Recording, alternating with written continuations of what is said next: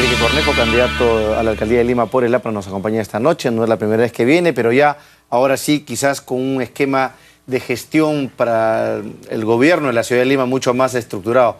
Doctor Cornejo, ¿cómo está? Buenas noches, gracias por acompañarnos. Buenas noches, Mario, muchas gracias por la invitación. Empezaré con la pregunta que les hago a todos los contendores que van desde el segundo hasta los lugares más lejanos de la tabla. ¿Es posible ganarle a Lucho Castañeda del Ocio? Sí, es posible.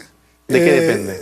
Depende de cómo se hace la campaña, depende de qué hace cada candidato y qué errores cometen los otros candidatos. O sea, sí se puede, es el lema en el caso de todos menos Castañeda. Sí se puede, y sobre todo en elección municipal y sobre todo en Lima, donde han habido sorpresas en las últimas 3 o 4 campañas muy fuertes, ¿no?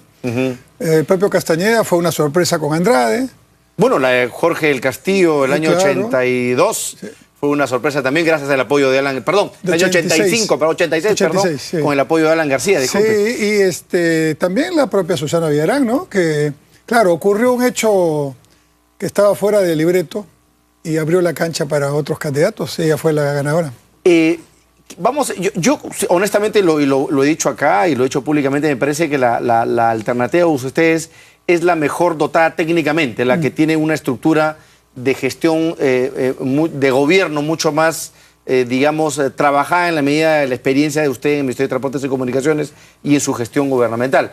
Sería ideal que este mismo nivel de propuestas puedan contrastarse en un debate, pero digamos que si le preguntaran dónde, digamos, cuál sería el factor o la contribución de la actual gestión de la señora Villarán que mantendría y mejoraría y que prácticamente haría de nuevo, ¿qué me contestaría?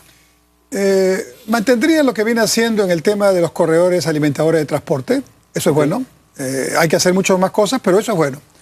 Mantendría su política cultural, agregaría algunos detalles de la diversidad de Lima y también reforzaría el tema del mercado mayorista de Santa Anita, complementando y dando una solución a los que se quedaron fuera. Terminando, mejor dicho, el proyecto original, que se quedó frustrado. Claro, digamos. Y terminando Tierra Prometida, que es el gran proyecto que albergará a una buena parte de los que se quedaron fuera. ¿Y qué modificaría? Porque hay inversiones justamente en transportes de varios millones de dólares. Cerca de 3.000 millones de dólares. 3.000 millones, digamos que es una inversión que nunca ha habido en Lima, de verdad, es verdad. Y usted sí tiene mucho que decir, porque usted ha sido ministro de Transporte. Pero claro, y conozco tanto que lo que ofrezco a Lima es esa experiencia de gestión. ¿Le parece mal las concesiones y las convocatorias que ha hecho la señora Villarán? No, por el contrario, me parece muy bien. Lo que no me parece bien es que las haya hecho al tercer año. A mi gusto hubieran sido excelentes obras iniciadas en el primer año, se perdió tiempo y hoy día estaríamos viendo ya los frutos de esas obras y quizás incluso la propia candidata podría aprovecharlo políticamente. El error cometido es perder 2 años criticando al antecesor. Eso es lo que yo no haría. Yo no criticaría a mi antecesora. No perdería tiempo, se pondría a trabajar. Yo me pondría a trabajar desde octubre mismo, cuando ya eres electo. Tenemos octubre, noviembre y diciembre para preparar ordenanzas, verificar, digamos, interferencias, coordinar con todas las contrapartes, de manera tal que el 1 o el 2 de enero arranquemos ya a la obra. Y mi objetivo sería ganar 2 años. ¿Cómo se puede hacer esto? Tenemos varias concesiones, las 4 principales cubren 2.300 millones de dólares de inversión, es bastante, y algunas otras complementarias, obras públicas. ¿Le parece que esos contratos tal como están formateados son correctos o hay algo que modificar, algo que precisar? Porque se ha criticado mucho el tema de vía Parque Rímac, por ejemplo. Sí, el modelo contractual, el tema de los peajes. Bueno, los peajes, a ver, hay 2 formas de hacer una concesión. Si la hacemos cofinanciada, tenemos que pagar con parte de los ingresos del presupuesto del municipio y otra parte con los peajes. Si lo hacemos autofinanciada, los peajes pagan todo. Y varios de estas concesiones son autofinanciadas. De manera tal que es cierto que los peajes están comprometidos por los próximos años. Pero la contraparte es que las inversiones las vamos a tener hoy y no dentro de 20 o 30 años. ¿Usted adelantaría las inversiones? Yo adelantaría como lo hice en la Panamericana Sur, donde adelanté el tramo hasta la entrada de Chincha, que estaba pensada para el 2019, y hoy la tenemos, y por supuesto que ya es muy útil, y nadie dudaría que la decisión fue correcta. Yo adelanté también, digamos, algunas de las tareas que habían en otras concesiones, Interoceánica Sur, Interoceánica Norte, en el mismo puerto del Callao, y de manera tal que podamos beneficiarnos digamos, de las ventajas de estas concesiones antes. Ahora, además, ¿Y qué es susceptible de adelantar en el caso de lo que ha lanzado Susana Villarán? Por ejemplo, en Rutas de Lima, que son las 3 entradas, Okay. tenemos que están planteadas para los próximos 4 años obras, ¿no? Por ejemplo, al tercer año recién van a empezar a hacer la prolongación de Ramiro Prialé. Yo adelantaría eso para, digamos, el próximo año. Es decir, Bueno, le darían un monumento, señor Cornejo, porque la verdad quienes pasamos constantemente por esa zona de Huachipa, que es un desastre, un nudo espantoso, no dejamos de gritarle o de recordarle a los familiares del ministro actual, de la alcaldesa actual y de todos los anteriores. No puede ser que un país como este tarde 40 años en hacer una obra tan simple, ¿no es cierto?, para agilizar el tráfico en la carretera central. Sí. O sea, es increíble. En mi tiempo en transportes hicimos una obra, digamos, una paliativa, pero que es en la propia carretera central. En lo que se llama el intercambio Huachipa y, digamos, la ampliación del puente de Santa Clara. Pero realmente la obra que va a solucionar ese cuello de botella es la ampliación de la Prialé hasta el puente de Los Ángeles. Yo adelantaría 2 años esa obra. ¿Y eso se puede hacer? Se puede. Pero eso supone expropiar rápidamente y hay una serie de problemas de saneamiento. No hay obra físico pública que no requiera expropiar, ponerse de acuerdo con los, digamos, diferentes pobladores, municipios, organizaciones. Esa es la tarea del concedente, en este caso el alcalde. Y yo sé hacer eso. Yo lo hice, pero en el tren eléctrico se burlaban de mí cuando empezamos a hacer la obra. Inclusive salió una periodista en un diario que me hizo una regla de 3.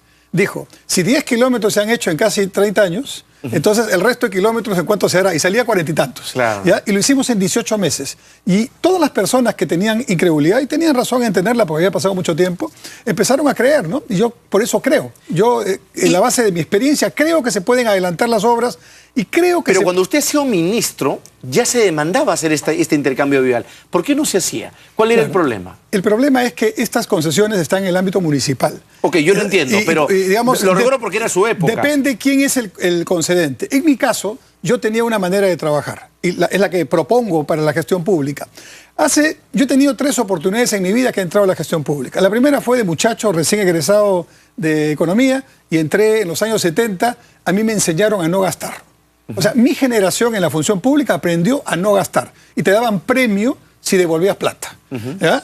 Después volví en 2 oportunidades a la gestión pública ya a dirigir, ¿no? Los 80, que fue una época difícil, y la última gestión. En esas 3 oportunidades yo aprendí una cosa. El mundo ha cambiado, la tecnología ha cambiado, la sociedad peruana ha cambiado, pero las reglas y las normas del sector público no han cambiado. Lo único que no cambió es el Estado en el Perú. Eso es un verdadero desastre. Entonces, ¿qué pasa? Cuando uno es ministro, o cuando uno es autoridad, en este caso alcalde, uno tiene, desde mi punto de vista, que dividir su tarea en 2. La primera parte, o sea, el 50% de su día, para hacer lo que tienes que hacer de acuerdo a la ley, manejar tu presupuesto rápidamente, transparentemente, etcétera, eficientemente. Pero la otra mitad, obligatoriamente, tienes que dedicarte a facilitar a la vida a la inversión privada. Y eso tiene una razón. Porque el Estado no lo puede hacer. Porque además, estadísticamente, y eso no lo recordamos a pesar que es histórico, de la inversión total en el país, el 80% históricamente es inversión privada.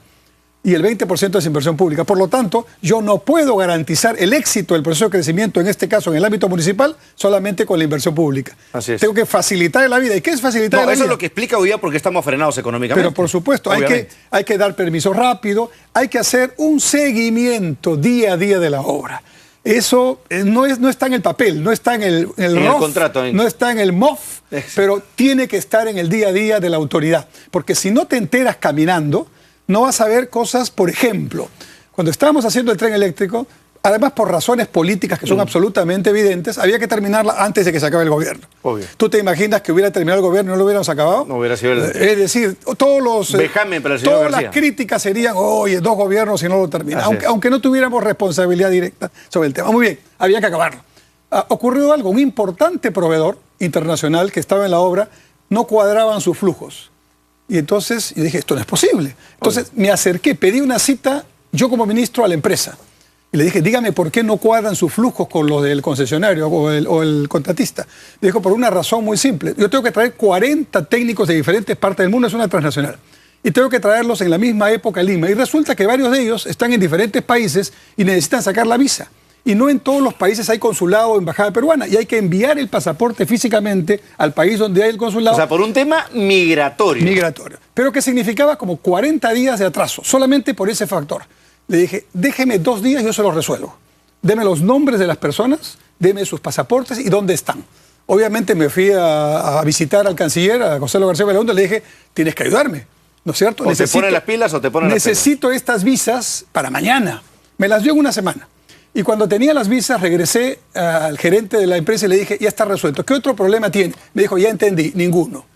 Y se hicieron las cosas en el tiempo debido. Entonces, si el ministro o la autoridad máxima no está detrás de estos detalles, entonces los operarios intermedios no es que no sean buenos, no es que no sean eficientes. A veces necesitan ese impulso de la dirección. ¿Y qué problemas, por ejemplo, solamente para aterrizar el caso de Huachipa, qué problemas pueden haber en ese lugar que impidan o que hayan impedido que hasta hoy no se haga nada? O sea, doctor Conejo, porque fíjese, yo recuerdo, desde que estaba en la segunda gestión, de que estaba la primera ministra de Transporte, que fue la doctora Zavala, ¿no es cierto? Se le decía, y ella decía, bueno, los trámites y la burocracia me impiden avanzar a la velocidad. Digo, pero ¿tanta debe ser la limitación? Sí. No, hay un pequeño detalle que todavía no se conoce en Lima bien.